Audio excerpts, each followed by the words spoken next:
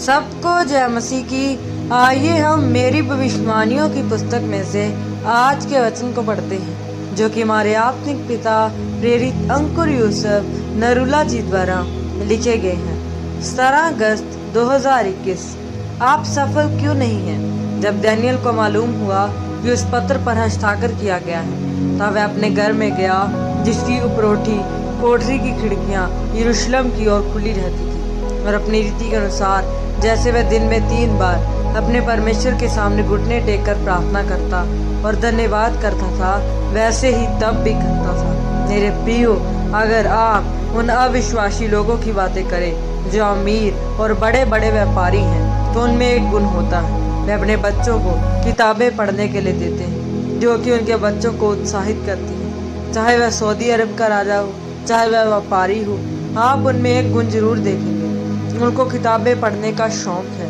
उन्होंने अपने बच्चों को स्पेशल एक काम दिया होता है कि एक हफ्ते में कम से कम एक किताब जरूर पढ़नी है, चाहे वह कोई सी भी किताब क्यों न हो, किसी महान व्यक्ति पर आधारित हो, चाहे किसी अमीर व्यक्ति पर आधारित हो। मेरे प्रियो, मसीही लोगों से तो बाइबल भी नहीं पढ़ी जाती, और फिर भी वे सफल होना चाहते हैं। जो बातें, जो चीज़ें आपको कामयाब होने से रोकती हैं, वे देखने में तो छोटी छोटी हैं, लेकिन वो बहुत बड़ी है। नींद आ रही है, एक झपकी और एक झपकी, बस आधा घंटा बाद प्रार्थना करता हूँ, और जब नींद पूरी हो जाती है तो प्रार्थना का समय खत्म हो जाता है, और आपको पता लगता है ये छोटी बात है। फिर आप परमेश्वर से पूछते हैं, मेरे जीवन में ये काम क्यों नहीं हो रहा? आपको लगता है प्रार्थना न करना, बाइबल न पढ़ना छोटी सी बात है।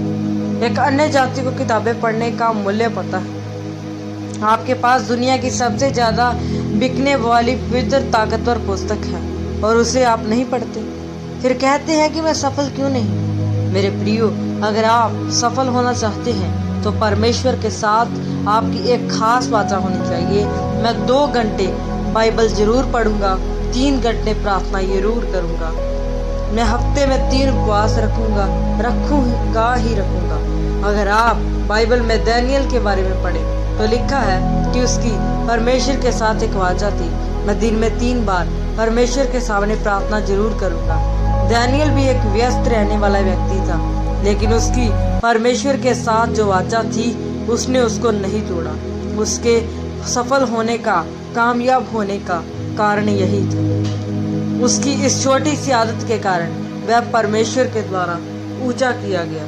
इसीलिए मेरे प्रियो, अगर आप सच में एक सफल और कामयाब मसीही बनना चाहते हैं तो एक खास वाचा के साथ परमेश्वर की हजूरी में जाएं, बाइबल को पढ़ें, क्योंकि वचन को पढ़ने से ही पता चलता है कि आपके जीवन में परमेश्वर की मर्जी क्या है। जब आप इस तरह से परमेश्वर में चलेंगे तो आप एक सफल और कामयाबी मसीह बनेंगे, और आपके जीवन में परमेश्वर की महिमा होगी। आमीन।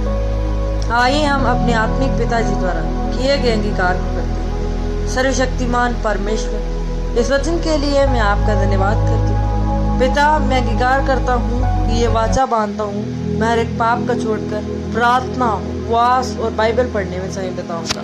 प्रभु यीशु मसीह के नाम में आमीन। सबको जय मसीह की।